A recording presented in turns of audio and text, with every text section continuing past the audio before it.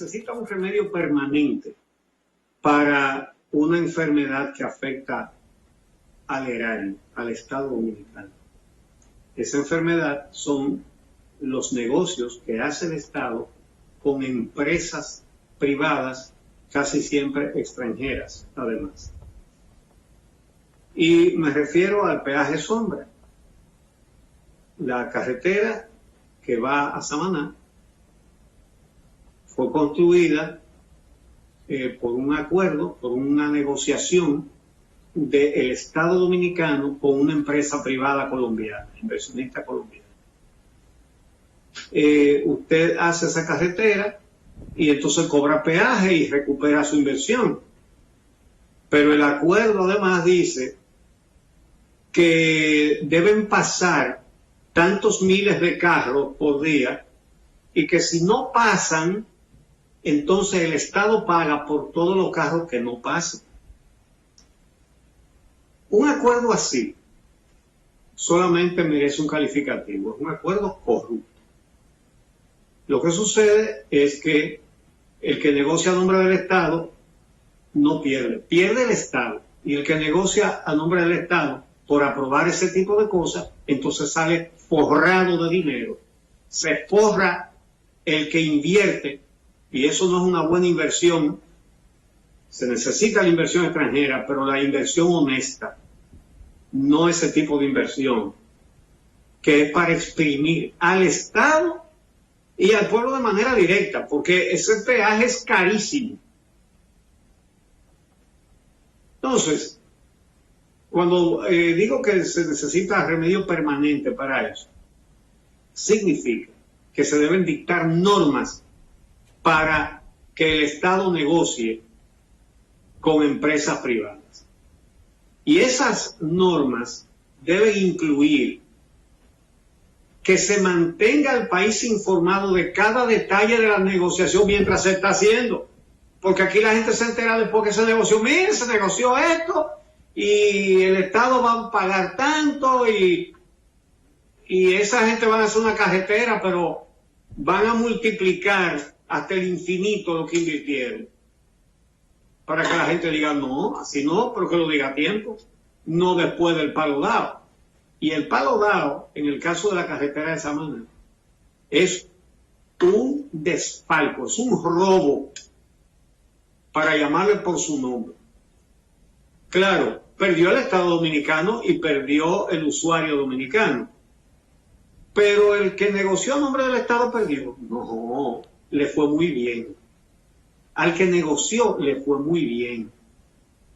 Y eso es lo que pasa con eso. Ahora, el gobierno dice que se va a renegociar el peaje sombra.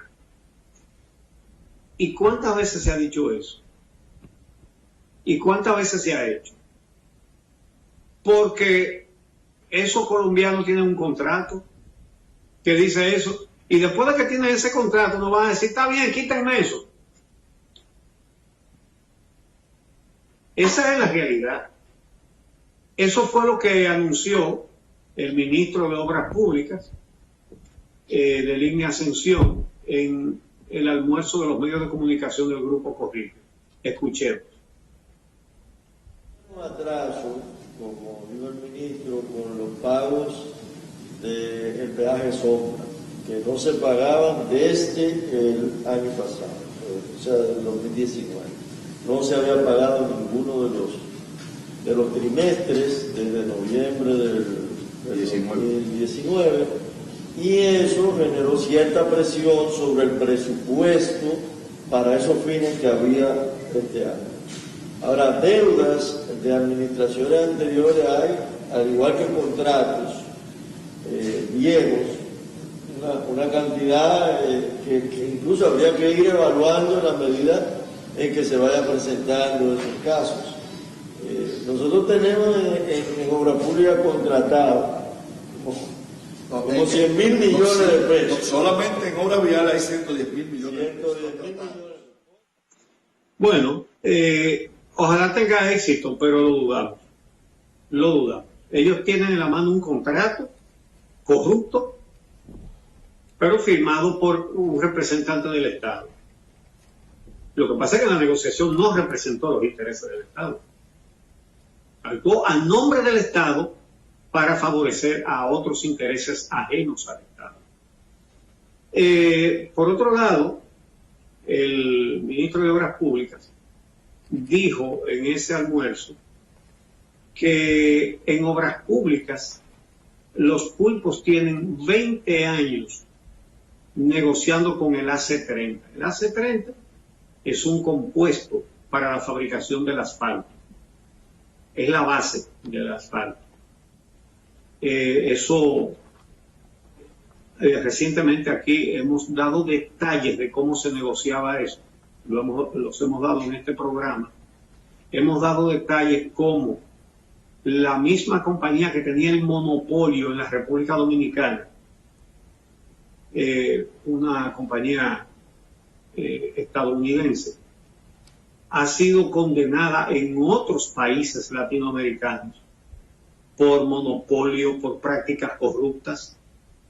Y aquí esa compañía la representaba el señor Abunabá,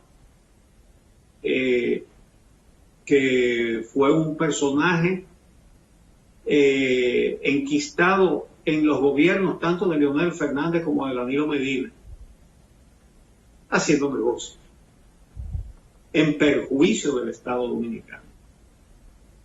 De manera que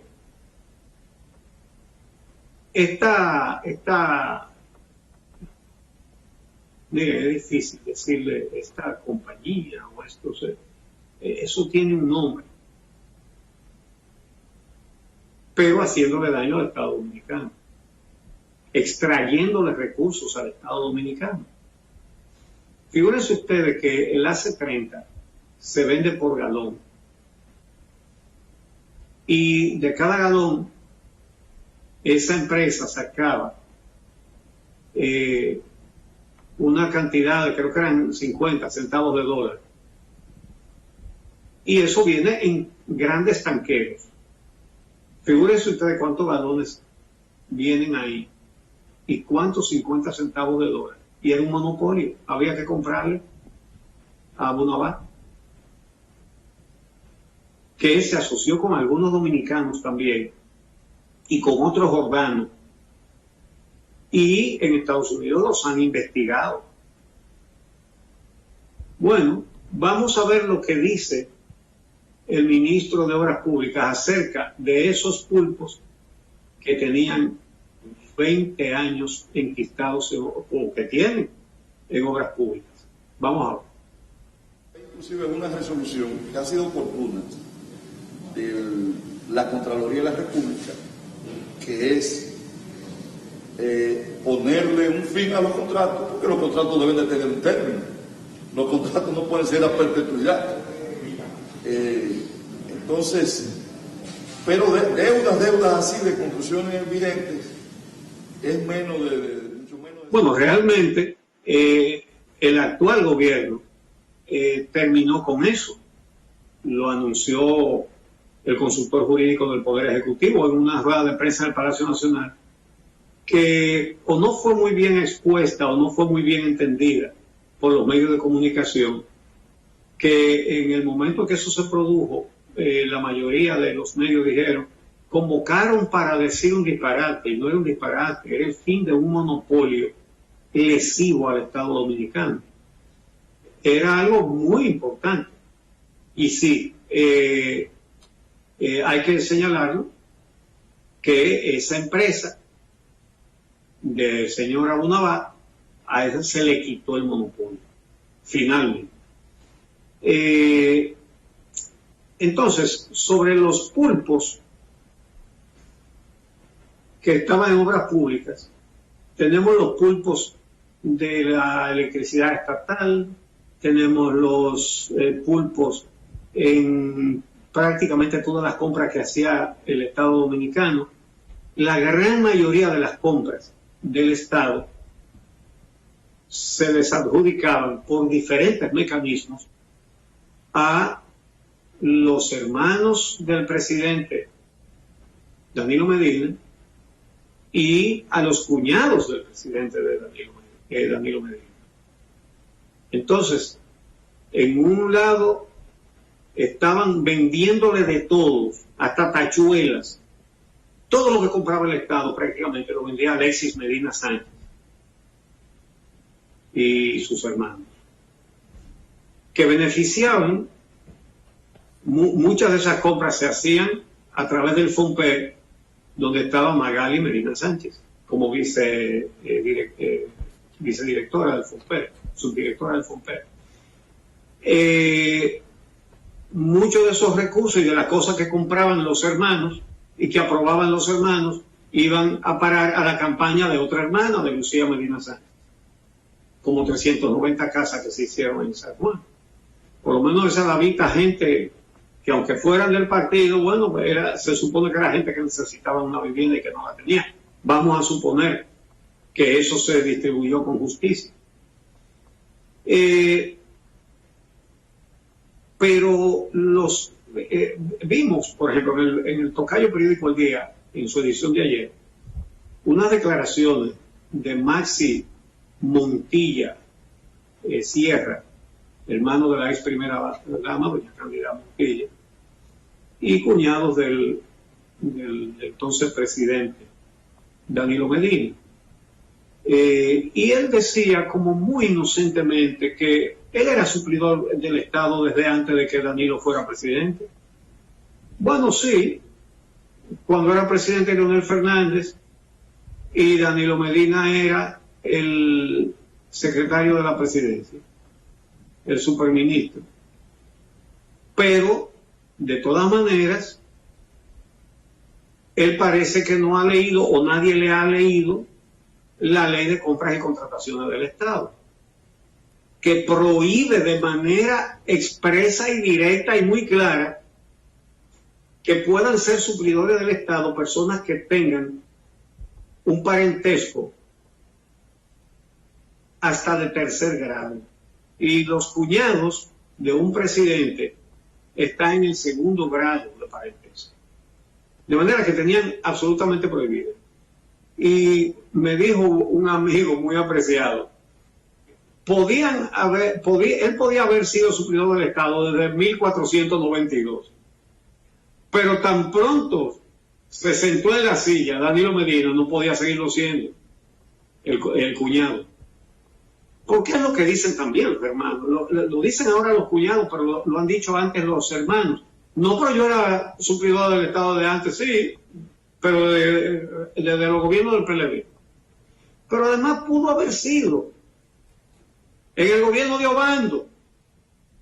El problema es que su hermano o su cuñado, en cada caso, llegó a la presidencia, entonces usted no puede hacer negocio con el Estado, porque lo prohíbe. No solamente la ley de compra y contratación, lo prohíbe la Constitución de la República, además. Entonces, como inocente, no, pero no tenía mucho tiempo siendo suplidor del Estado, no me diga. Entonces, por eso viene a cuento unas palabras famosas del profesor Juan Bosch, y las vamos a poner ahora, pero para poner a todo el que no conozca este episodio en la perspectiva, en la circunstancia en que eso se produjo, fue que un ayudante personal que tenía Juan Bosch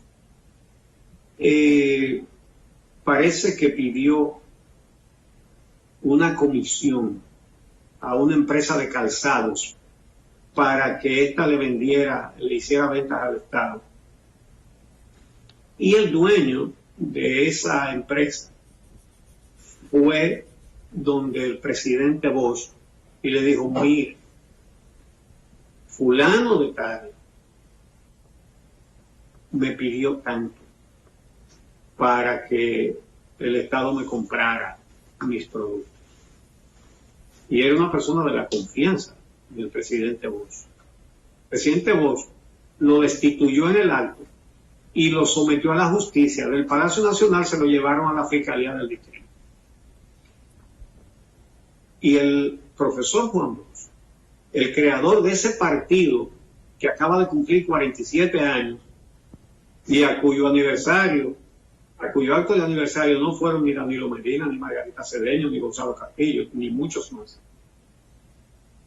Juan Bosch, entonces, aprovechó ese hecho para dejar claro que nadie podía hacer eso en su gobierno. Y dijo estas palabras. Escuchen.